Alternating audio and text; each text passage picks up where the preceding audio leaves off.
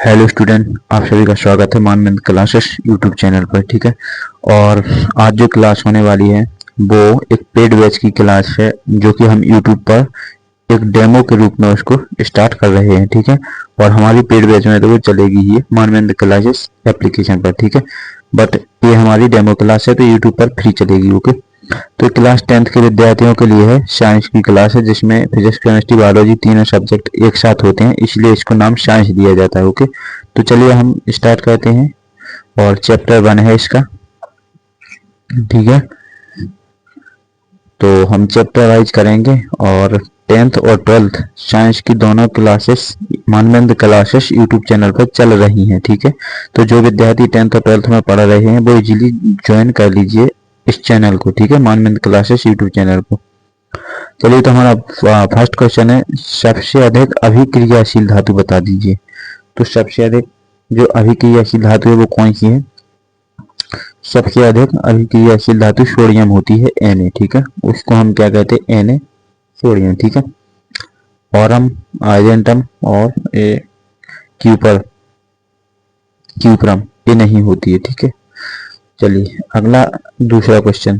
और हमारा क्वेश्चन है कि मुकुलन द्वारा, किसके द्वारा? मुकुलन द्वारा अलैंगिक प्रजनन किसमें होता है?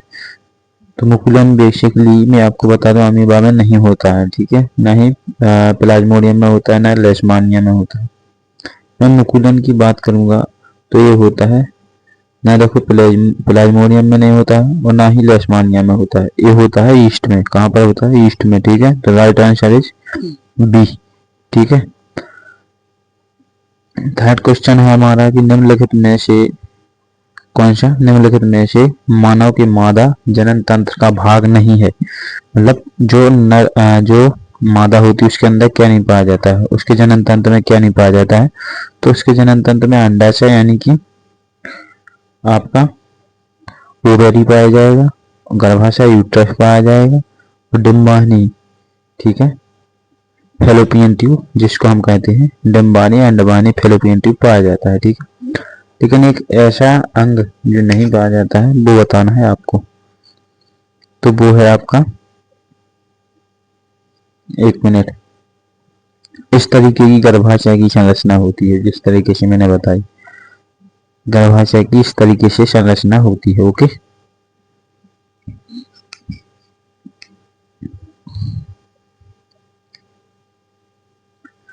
और यह अंडाशय। ठीक है, ये अंडाशय है। ओके। अंडाशय ओवेरी, ओवेरी इंग्लिश में हम इसको ओवेरी कहेंगे अंडाशय को। ठीक है।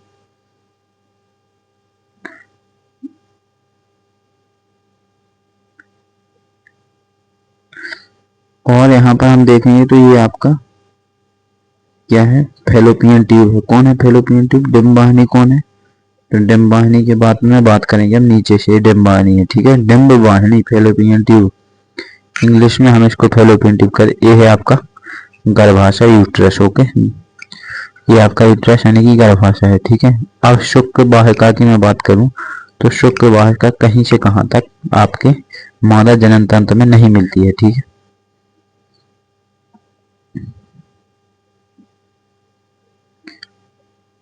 तो इसका राइट आंसर सी है। ठीक है। तो चलिए अब हम अगले क्वेश्चन पर चलते हैं। अगला क्वेश्चन रहेगा, लेंस की क्षमता का ऐसे मात्रक। लेंस की क्षमता का ऐसे मात्रक बताइए। तो लेंस की क्षमता का ऐसे मात्रक मीटर हो सकता है? नहीं हो सकता है। मिलीमीटर भी नहीं है, सेंटीमीटर भी नहीं है। तो इसका राइट आंसर क्या है? इसका राइट आंसर क्या है? डायोप्टर। ठीक है। तो डायोप्टर इसका राइट आंसर है। ओके।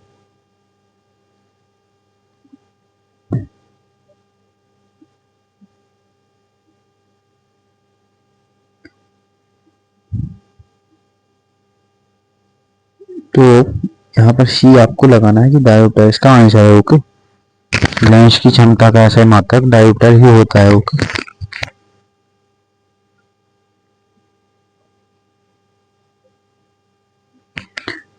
अगला क्वेश्चन रहेगा कि मानव नेत्र जिस भाग पर किसी वस्तु का प्रतिबिंब बनाते हैं वह है। ठीक है। मानव नेत्र जिस भाग पर क्या है? मानव नेत्र जिस भाग पर किसी वस्तु का प्रतिबिंब बनाते हैं वह क्या है? वह क्या है बताइए।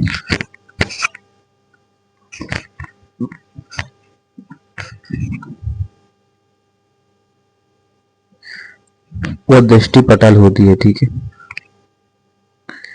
अभिनेत्र हमारा प्रश्न नंबर 6 यानी क्वेश्चन नंबर 6 है, जिसमें कहा गया अभिनेत्र लेंस की फोकस दूरी में परिवर्तन किया जाता है।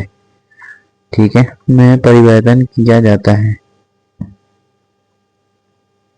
अभिनेत्र लेंस की फोकस दूरी में परिवर्तन किया जाता है। तो इसका राइट आंसर होगा पक्षमाभी द्वारा। किसके द्वारा? पक्षमाभी द्वारा। ठीक है, राइट आंसर होगा इसका पक्षमाभी द्वारा। ओके,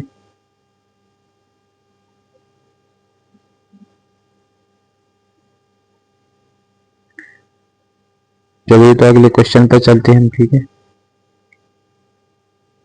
और इसके लिए टेस्ट सीरीज मिलेगी मानदंड क्लासेस एप्लीकेशन पर, टेस्ट सीरीज मिल जाएगी। ठीक है, फ्री टेस्ट सीरीज है। बताइए, जीवाश्म ईंधन है, जीवाश्म ईंधन है, जीवाश्म ईंधन कौन सा है इसमें से? कोयला, पेट्रोलियम, लकड़ी, कागज, प्लास्टिक नहीं है, ना ही कागज है ना ही प्लास्टिक है। तो राइट आंसर इज ए, कोयला पेट्रोलियम दोनों जीवाश्म ईंधन है। ओके,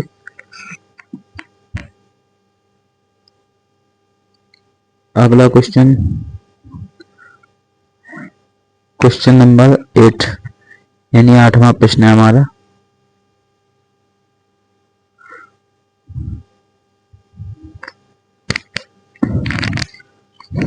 चलिए तो क्वेश्चन है हमारा, लोह चूर्ण पर तनु हाइड्रोक्लोरिक अम्ल डालने से क्या होता है?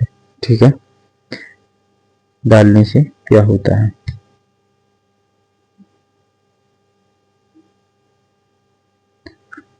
तो इसका राइट आंसर क्या होगा? इसका राइट आंसर क्या होगा मैं आपको बताता हूँ। जब लोह चूर्ण पर तनु हाइड्रोक्लोरिक अम्ल डालने से क्या होता है, तो इसका राइट आंसर क्या है? कोई अभिक्रिया नहीं होती है, ये भी नहीं है। ठीक है, आयरन लवण एवं जल बनता है, तो ये भी नहीं है। ठीक है,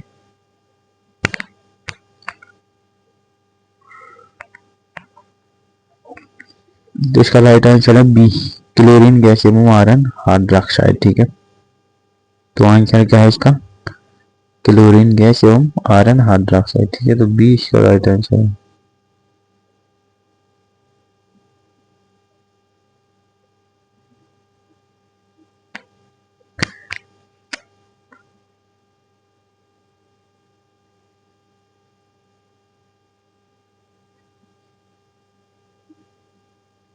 तो इसका राइट आंसर क्या है? इसका राइट आंसर है बी। ठीक है, क्लोरीन गैस एवं आयरन हाइड्रोक्साइड।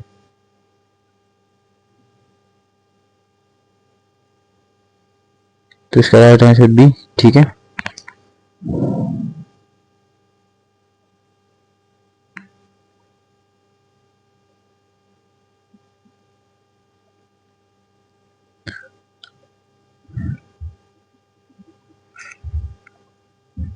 तो इसका राइट आंसर हो गया है। चलिए अगले क्वेश्चन पे चलते हैं। निम्न में से कौन आहार श्रृंखला का निर्माण करते हैं?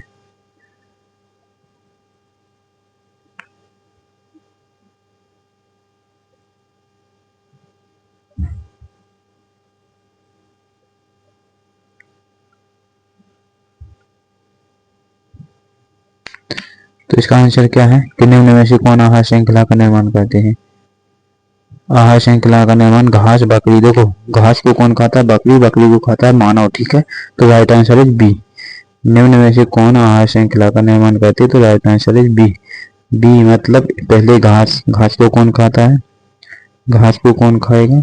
बकरी, और बकरी को कौन खाएगा? मानव। तो इस तरीके से निम्न में से आहार श्रृंखला का निर्माण कर सकते हैं। ठीक है,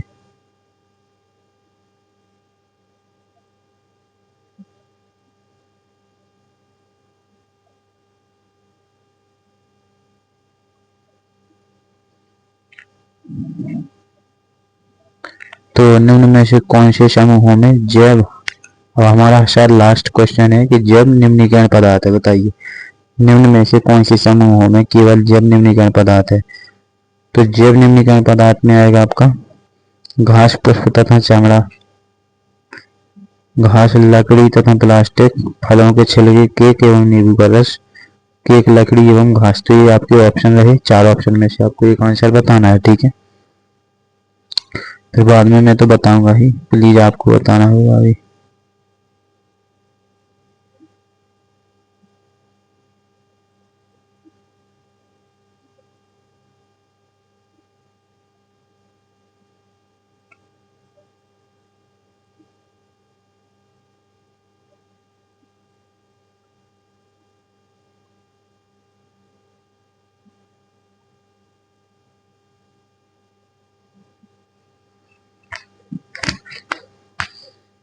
तो इसका राइट आंसर क्या है, 3 है।